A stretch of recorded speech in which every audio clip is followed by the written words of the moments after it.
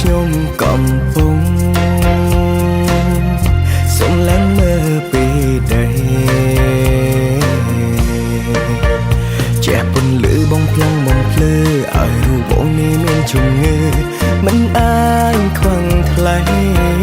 ក្រោមមួយរាត្រី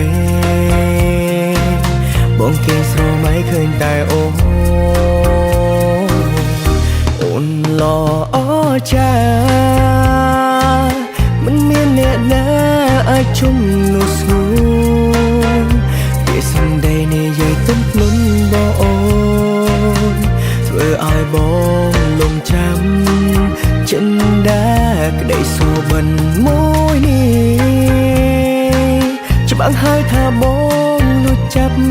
ចិនស្នេហាសូមអូនប្រណីមេត្តាសូមក្បែរជីវ៉ាតរៀងទៅ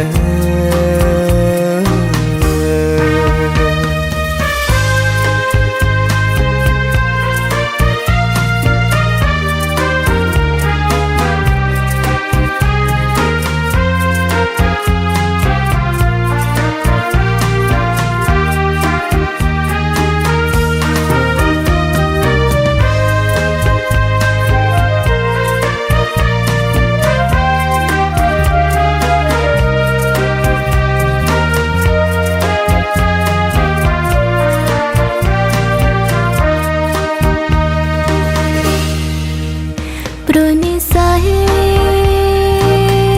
រាប់មានថ្ងៃអូននៅក្បែរបង